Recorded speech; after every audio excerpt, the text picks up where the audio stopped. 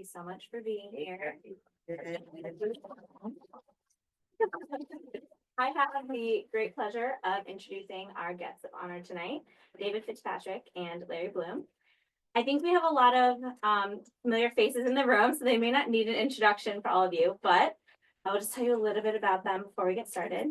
Lary is a Yale University faculty member and the author or co-author of several books, notably I'll Take New Haven, the biography, which we have available at the registers if you're interested in taking a peek. He has also been a columnist for the New York Times, Connecticut Magazine, the Miami Herald, and the Harper Current. David is an author and mental health advocate. His work includes his memoir, Sharp, My Story of Madness, Cutting, and How I Reclaimed My Life, and his debut novel, Wolf Boy, which was released in 2024, which we also have available at the registers if you'd like to take a peek at that one. They join us here tonight to celebrate David's newest novel, Academy of Unholy Boys, which was just released. Congratulations. Hey. This has been described as a timely, mesmerizing story that at its heart is about finding the tools to say no, which I think is a very important reminder for us all in any aspect of life. So I'm very excited to hear you talk more about this book. We will have time for Q&A as well as a signing line after the event. So if you haven't had a chance to get your copy, they're all available at the registers. That's my third and final plug for making sure you get your hands on these books. So without further ado, I will hand it over to our guests tonight. Enjoy. Thank you. In with crowd, David, so you interrupt me anytime you think on a ride here. Okay. A couple of you know this story already, but I met David about 16 years ago, 2009, something like that. At the at Indra's Island, up the Mystic Coast, where there was an MFA program, and I was a teacher in that from Fairfield University, and we've each assigned to have seminars, the faculty, and I had about 8 people, and because it was a new program, how shall I say this so it doesn't offend the people who ran it? Is there anyone here who ran it? I think it would be impossible to offend them. In a new program, there are a lot of people who come in who need a lot of help. Let's put it that way. And the talent level is all over the place. They're from David and a couple of others at the top, and then some people who had never seen a semicolon before.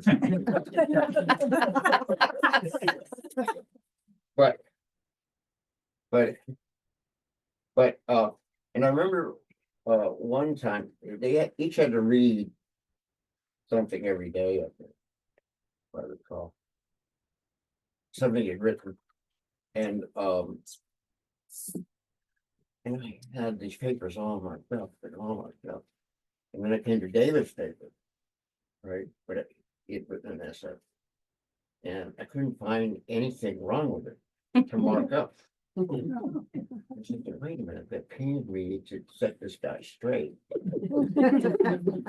To put him on the road to publishing, right? So I thought, well, possible on page 3 here.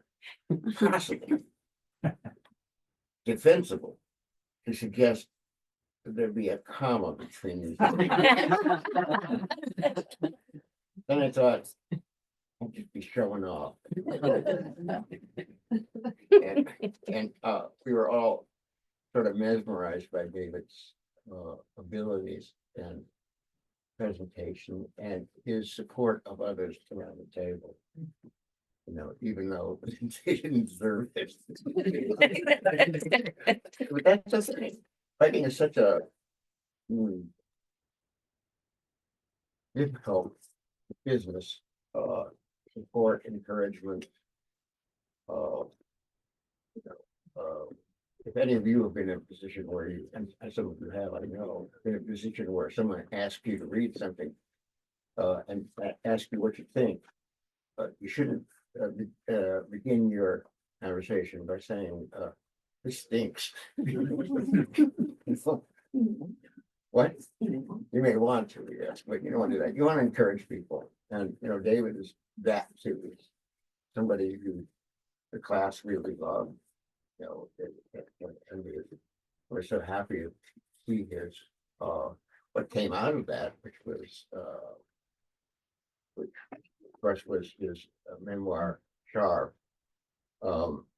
And that was an amazing book, and we'll maybe I'll ask you a question about it later, but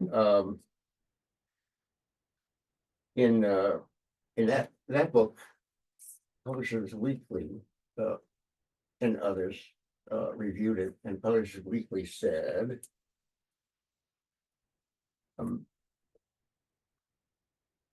mesmeric, dire memoir, a mission, thanks to Wally Lamb's encouragement to write this dark, affecting human story. Is there anyone here that goes by the name Wally Lamb?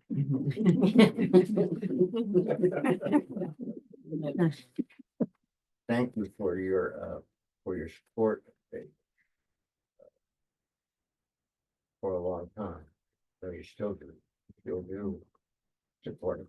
So what I'm gonna do, you know, since David's a busy guy, he has written the book Wolf Boy, which came out a few months ago. He now has another book, this book we're talking about tonight, Academy of Unholy Boys, and this cover, which is astonishing. And the guy looks a lot like me, don't you? Can't so follow. Yeah.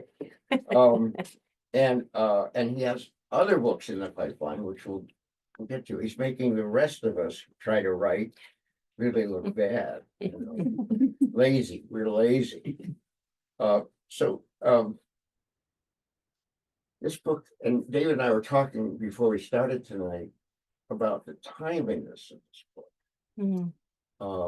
Because we know about the unhappiness of American youth at this point, more than we ever knew. Dissatisfactions, the freaking out, the fact of not fitting in, of searching for sexual identity, especially now too, when there's governmental interference in that stuff. So the timeliness of this book is really important. We were talking before about how to promote it, but I think all of you, you know, when you read it, and some of you have already, but some of you haven't yet, you'll understand what I'm talking about. And I'm gonna ask David a few questions about the process of writing this. But first I thought, David, would you read a section from? Yeah, sure. Yeah. This is, there's four characters who Mary. yes, that's my assistant. Narrate, and one of them is Jay Souther, who's a 16-year-old sophomore. And he's kind of one of the main protagonists. And I just have him going on for a little here, so I'll just read it. And it mentions a bookstore you may have heard of, I'm not sure. But Foster Gold just searches out entropy, crumbling bricks here or collapsing stone walls over there. Or that's at least what he explained to me once while drunk. A week after meeting the dynamic duo, Foster and Bear, I found a tote bag of books on my bed from R.J. Julia Booksellers in Madison, a wonderful independent bookstore. I saw The Great Gatsby by Fitzgerald in that pile, Franny and Zooey, Great Expectations, Donna Tartt's The Secret History, a sci-fi novel called Logan's Run. Further digging revealed Wendell Berry's The Piece of Wild Things, a short story collection called Emperor of the Air by Ethan Kane, and a nonfiction book on the Jonestown Nightmare back in '78. What's with all these books, Ma? I asked. A friend of Foster's said he wanted you to have them. He wants you to read them, or at least listen to them as audiobooks. He hand-delivered them here? I asked, incredulous. Yes, Ma said. He's the handsome partner of Mrs. Gold. You gotta watch her step with these older boys, though. Mom was sipping an early martini in front of the TV, gearing up to watch a full night of Home Shopping Network or QVC, or maybe both. I had stopped trying to figure out Mom's consumer taste years earlier. Why say that? I asked. Folks don't give you free books for no reason, Jay. Donald at church said that Foster is spoiled, fickle, and has totaled his 2016 Audi twice. Strings are forever attached to gifts. Remember that, okay, son? Sure, I said, but I believe you're overreacting. Books are good brain food, though, right? I hear what I hear, Jay, she said. But why would this angel of a young man buy you a book on Jonestown? Did I did I ever describe him as an angel of a young man? Sort of, she said. Your voice goes up an octave talking about Foster. I've seen him. He's handsome. It concerns me because I have an attractive male friend who brought me some great books. Look, you're constantly in search of a strong male role model to replace your invisible, disintegrating father. Just be aware of that fact going forward, okay? I'm not sure what you're getting at, Ma, I said, feeling oddly defensive. And I know you don't go to church anymore. Would you just admit to that, finally? Don't start being a smartass now, Jay, she said. I'm aware I haven't attended church in months, but that doesn't mean what Donald said last year was false. Okay, good point, Ma, I mumbled placatingly. I went to Foster's that night and just about every night for a few weeks running. We had a blast, laughing our asses off, crooning like slick and cheesy Atlantic City lounge acts, shadowboxing, arm wrestling, watching movies, playing video games, and eating takeout. Those muggy, blissful evenings that summer were potent and precise. The memories a cheerful golden blur of the three of us driving around, aimlessly listening to audiobooks of Great Expectations, and all those other poems and novels Foster adored. We posted social media madness, stopping by the veggie diner whenever Foster Bear and I switched from bulking up with several orders of chocolate chip pancakes each to cutting calories with salad and ice water. After 10 nights in a row, I got up the nerve to question Foster about the gift of books, but he shook it off. It's what friends do, he said. Part of our blood brother bond. Bear, me, and now you, Jay, we take care of one another. We stand guard. I'm broke, though, I said. I can't afford to even buy you a paperback. Have you ever read The Great Gatsby? He asked me. I skimmed through it freshman year, I said. Go back to it with intent, okay? Extend yourself, especially the beginning and ending of the story. Or if you don't have any steady concentration skills left, listen to it with us at night. Jake Gyllenhaal's narration is marvelous. Part of me wants to sob as I listen to him. F. Scott Fitzgerald was definitely at the top of his game. You prefer listening to books than reading them? I asked. listening to an audiobook blew me away. It was The Secret History by Donna Tartt. That tiny woman, scribe, hero from Mississippi bursts with confidence, and her novel kicks a tremendous amount of ass. Al Bass was St. Andrew's sports equipment manager and Mrs. G's boyfriend extraordinaire. Born and raised in Madrid, he was in his mid-40s with salt and pepper hair and obligingly took constant photos of Foster's life. If Foster wasn't filming, he insisted on being filmed. He wanted everything captured, from his ultrasounds in Mrs. G's womb to everything that had happened since, and he meant everything, I've come to learn. From his bris to his first grade graduation, to his bar mitzvah, to his first kiss, and more. Sometimes just photos, other times recordings of every glance, every giggle in a waking day. Foster rarely admitted he was influenced by any pop stars, but he told Bear and I that he got the idea of recording every second of his life from the 80s iconic singer Madonna. She's got some serious balls, he said. Al did everything from fixing household appliances to gardening to making sure Foster, Bear, and I never got in trouble with our urine screens for St. Andrew's varsity football team. Yeah, and that's how that ends. Yeah. The planting of the Jonestown story there. For any astute reader, would understand what that foretold, what that foretells.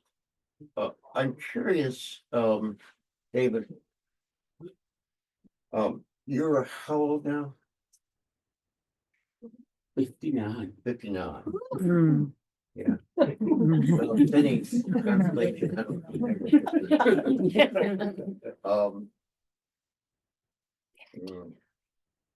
But the voices of the young people seem authentic to me. These are all smart young people, and that's what even makes it more interesting. That smart young people can be caught up in this kind of thing that develops throughout the book. How did you, at age 50, just age of 59, capture the voices of those people? I don't know, that's a good question. You don't deserve an answer. You had a young editor. Right, I did. I had a young editor. 90, who is young? No, 29. what was her? Ashley? Yes, Ashley Craftsman was and she was like 23. And she was pushing me on everything, so she really helped. Mom, can you hear me? Oh, okay. So it was a great assistant to have that voice, trying to make me stay even. Like, for instance, just the gift of the books. When I first wrote that, I had Foster giving him free iPods, no iPads, and my editor was like, "That's ridiculous. Why not do something like books? Give them something that gets them, hungry to learn and show how intelligent they are or whatever." It was great advice. So I definitely went with her the whole way. So anyway, that's Ashley. A similar question. We had a conversation a week ago over dinner, in which you mentioned that Amy was able to help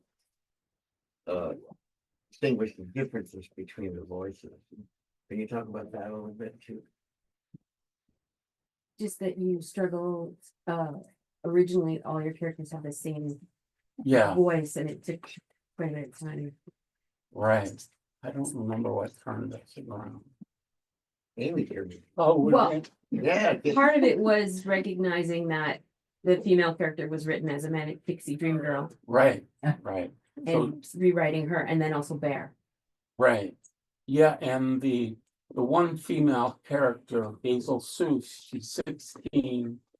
And she's a skateboarder and a barista at Wait. Wave Cafe in Guilford, but I call it gently in the book. And yeah, she was just very refreshing, and my editor liked her so much that she said, when I started to try to introduce some romance with Basil and someone, she said, no. Fe- female characters in these books are so few and far between that don't hook up with someone. You know, just make a 16-year-old female character who doesn't need another relation, he doesn't need a romantic relationship, you know, which was a brilliant idea, I think. So anyway, it helped. It helped. Well, And it always has been. oh, it all. Parents don't want their 16-year-old. No. Laura, what are you gonna say?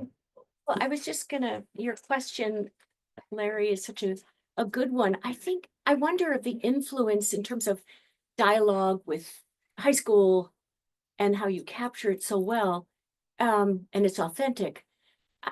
You had such a rich friendship group in high school, and that was very pivotal in your life and continues to be. I just wondered if that would be Yeah, something to speak to. I mean, I had some great friends, and there was a lot of pressure in, obviously growing up then and now, and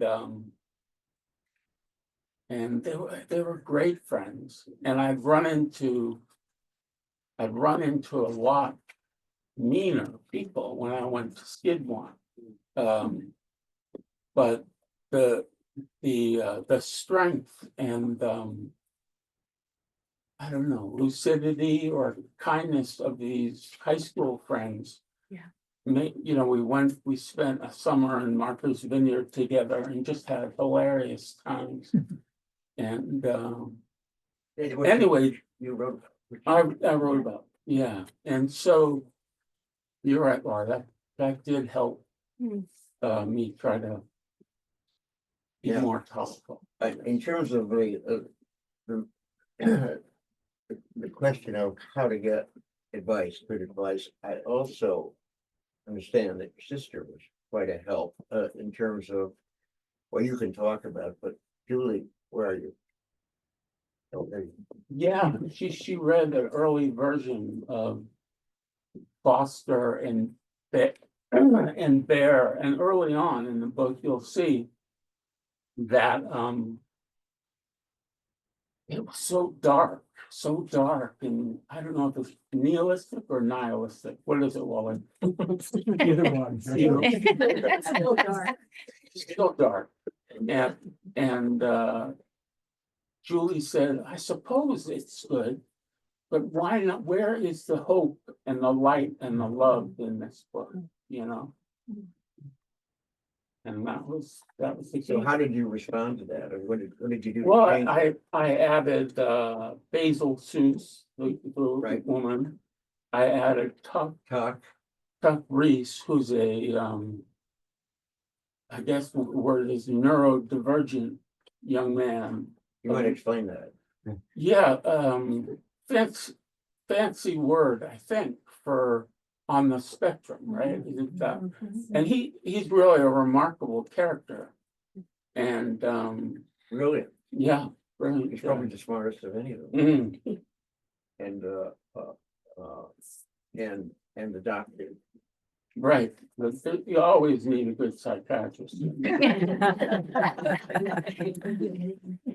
There's a wonderful scene in there where one of the patients, I think it's Basil, is trying to pry and about the other Right, patient, Tuck, and puts the therapist in a difficult position.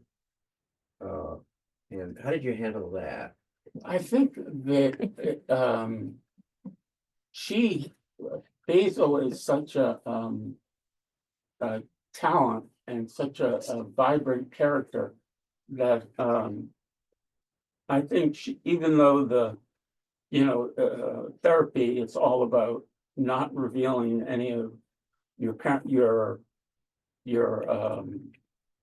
patient's secrets. Basil was so good at getting information from the doctor, even though he didn't want to reveal secrets. He it kind of came out of him anyway. Yeah, A lot of manipulation. a lot of manipulation. I mean, Foster was great at manipulation, right? And Bear and Basil, that's what's the others. They all the primary characters had family issues. Right. Can you talk about that a little bit? Because, we know how many, what we used to call broken families, of fathers who have left or who have abused, right? Mm. Can you talk about that? Yeah, Bear Santos was the son of well-known Reverend Santos in town. And but he was such a cold man that there wasn't abuse, but there sort of was kind of psychic abuse because he wouldn't. Bear was an all-star, two-time Parade magazine All-American football player, tight end. And it got what would you say about Oh, he was terrified of his father. Yeah. Even though he was twice Well, his size. father saw him as, less than here he is preaching to his church about righteous life and things like that. So there's this inherent. He had no time for and wouldn't even let him call him father yeah or dad, Yeah. right? And then Foster's father. right. Foster was ridiculously abusive to him, just beat the hell out of him. And of course, let me take a break in the action now and say I have a great father. You have to go to the bathroom. Okay. He'll be back. Call him again. Hold that thought.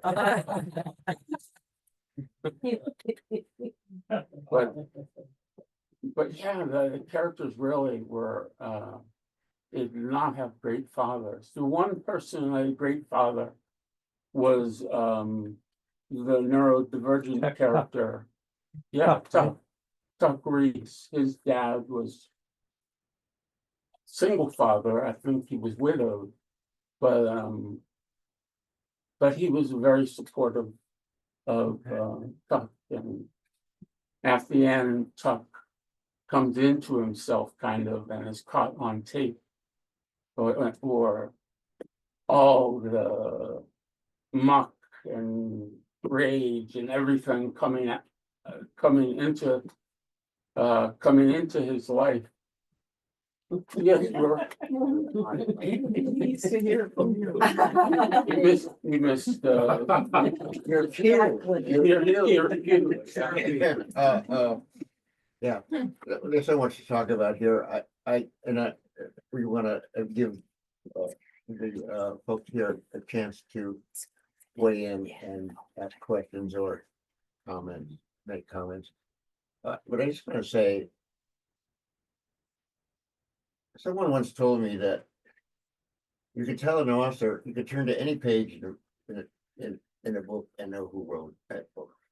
Hmm, And that's what you have here. There, wow.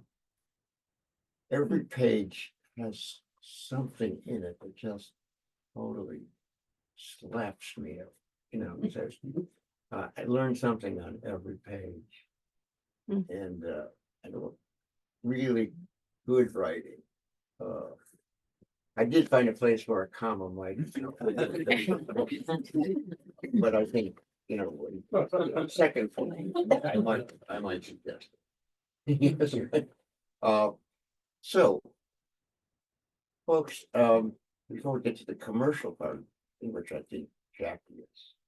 handled it very well. We wanted to take some time and get some reaction from you. Just have an informal conversation, whatever you'd like to say. Questions, insults. Yes, Kathy. The book is about my population, Right. you know, my age group that I work with. And I found the dialogue, I mean, I've worked with kids that were in that book. Right. In terms of how they express themselves and try to one up each other and how inside they're so like, am I okay? Am I okay? Am I okay? Really? Am I okay? So thank you Mm, for that. I mean, thanks. it's a joy to read it. It's a joy to know who wrote it. Mm, Oh, thank you. sweet. Cool. There's no charge for that.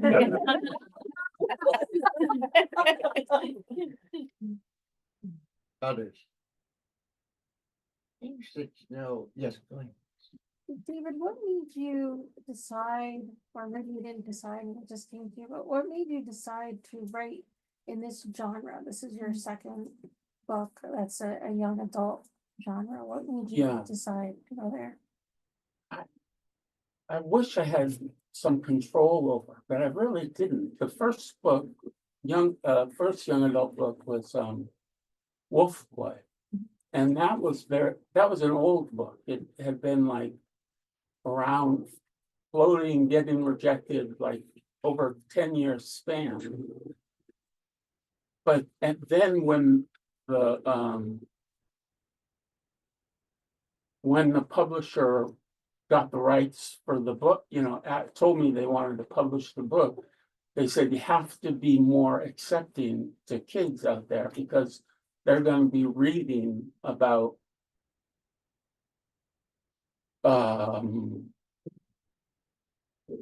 kids, you know, who have more of a fluid sexuality kind of. And then for this, so I went back to that book and I kind of added more of a more supporting tone in the characters. And so then when they saw what this book was about, you know, it's not really a pick-me-up. You know, one of the kids, Foster, who's basically a bad seed, I think. And he, you know, he has this fantasy in his head of on Thanksgiving morning having three varsity football players hanging off a goalpost in the end zone. Now, obviously, thank God we get Tuck and we get Basil helping Jay to get out of that. And so Maybe. maybe, right? I don't want to give it all away. You know, that was your original title, End Zone, right? Right. No, the original title was this one, but then how did you get talked out of it? Well, yeah, my agent, Rich, I played basketball with this guy in 8th grade and he had a great jump shot. But he never grew. He maintained a rather short guy. And but he grew into a very famous literary agent. Hmm. So he kind of kept his eye along my shoulder as I was going to, through the mental health saga that my life was. And so he said, you gotta be writing about this, David, right? And he saved my life, he gave me a good, But he wanted to. But he didn't, he wanted 2 words. He wanted to be end zone. Enzo, right? And then, which actually was a 1972 novel by Don DeLillo. So when my publisher found out about that, of this smaller publishing company called Running Wild Press, which is great press. She said, I don't know, what are some of the other names you were thinking of? Now, Amy maintains that she came up with this title. I say that I came up with it. We might be heading to the courts. But Academy of Unholy Boys is the title. It's a great title. It's $1 million. Yeah. Yeah, titles are, so much, that, and, I understand you have about 62 books in the pipeline. Oh, yeah. Or I'll throw it to my assistant. Okay. So we're really excited about this. David writes nonstop and has quite a few short stories and essays. Essays from periods in his life, about himself, his family, his illness, etc. And then short stories that he's crafted out of those experiences, and the fictional stories that take place in hospitals or deal with people recovering from severe illness, etc.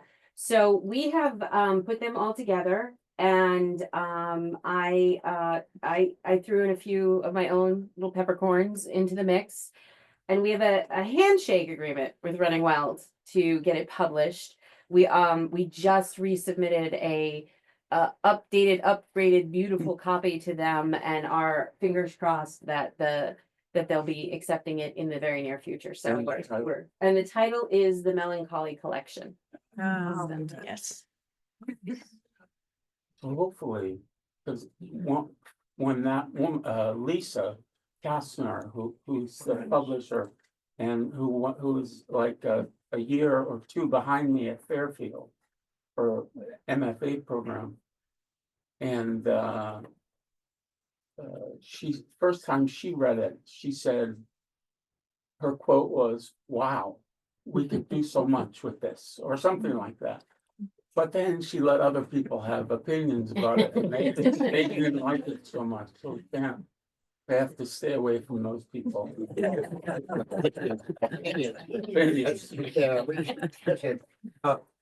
I have a question based on what you said earlier. You spent 10 years getting rejected on these stories. How did you keep your spirit up? How did you not say, I'm gonna quit this? Well, it's the only thing I could do well, I wasn't great at living, and so. I mean, I developed into that over a long time, but other people, my father, the car dealer. So I worked at the car dealership, but I was just awful at it. Awful at it. And so How so? well, I'd be writing short stories while I was at work. Everyone knew it. That's me.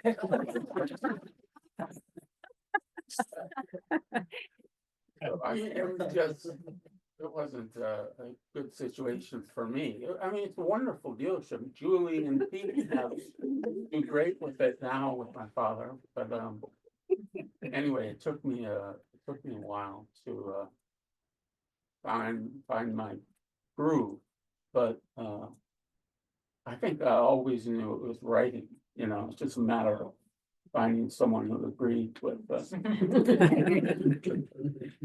And how did your relationship with Wally develop? Because, you know, you do the same thing for this part of Connecticut, which is so misunderstood, you know, and Wally makes the eastern part of Connecticut, which isn't part of the usual literature about, you know, the great lifestyles of Connecticut and sort of the underbelly, the difficulty of the working people.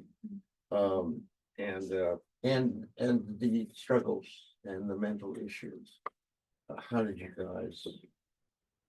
Go ahead, Juan. Yeah, well, I published my first novel in 1992. And shortly after that, I think I had a three stop book tour. And so I got home pretty fast. And there was a letter waiting for me, a wonderful letter. There were cartoon drawings on the back of the envelope, and when I opened it, it was from somebody identifying himself as David F. And he was writing to, it was a fan letter. It was like, you know, I had never gotten one before. And so I was thrilled. And then the letter itself was so entertaining and also so, you know, sad too. That I was very moved by it. And one of my favorite parts of the letter, David mentioned that he imagines literary dinner parties where he invites not the authors, but the characters who he's been very fond of. And he said, and my main character in that novel, She's Come Undone, was Dolores. And he said, well, he said, and I just wanted to let you know that I've invited Dolores to, you know, come to the table for the dinner party. And then it was long enough after the publication that, you know, it was sort of like had a little tiny little bump, and then it was, you know, it then kind of died, you know. And David mentioned that, and at the time, the elder George Bush was the president. It was that long ago, and his wife Barbara had published a book that purported to be written by her dog Millie the dog, and that was a bestseller. And David's final comment was, he says, I was sure your book was going to be a bestseller. You know, it would have been so much better than Millie the dog. And he goes, I don't know, fuck him, David F. And then the irony is that 5 years later, you know, Oprah holds the book up, and then it was a bestseller. Yeah. So David was a little psychic. And but I have a question for you, David, too. Oh, by the way, before I end that story, I was so moved by David's letter that you know, he didn't identify his last name. So I called, he had recently got out of a hospital, and I called him, and this is before HIPAA stuff, right? And so I said, you know, I've got this wonderful letter signed by David F. He said he has been in your hospital until recently. Oh, somebody, whoever answered the phone said, oh, that sounds like David Fitzpatrick. And you had also mentioned your hometown. Never happened to me. Oh, No, but it happened then. Yeah. Guilford, right. Guilford. And so I called up information, remember information? Called information, I said, looking for, you know, the name Fitzpatrick in Guilford, and I think they were like, I don't know, 4 or 5 of them.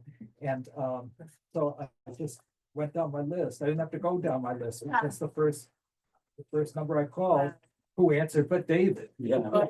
And he was kind of freaked out. Like, oh, hi. And, but we became pen pals after that, and good friends ever since. Yeah. But I have a question for you, David. Or maybe it's an observation. I'm not sure.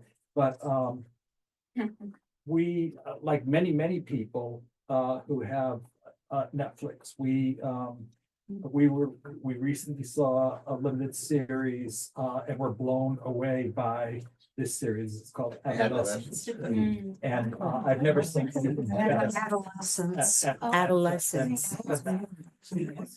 Adolescence. Yeah. It is 1, 2, 3, 4, I think 5 episodes, something like that. And just the best acting, the best writing, just really very compelling. And it's about kids who, you know, as same terrain that you cover. And I watched an interview with one of the actors, the guy who plays the father, and he was one of the producers, and I think he was a co-writer too. But anyway, he said, you know, in these with kids today and kids after COVID, you know, where we were all sort of housebound, he said, your teenager is, you know, you assume he's safe in his room. Right. And then you find out that because of the internet, he is not safe in his room. Now, I haven't read the book yet, but I'm wondering, do you go into any of that stuff?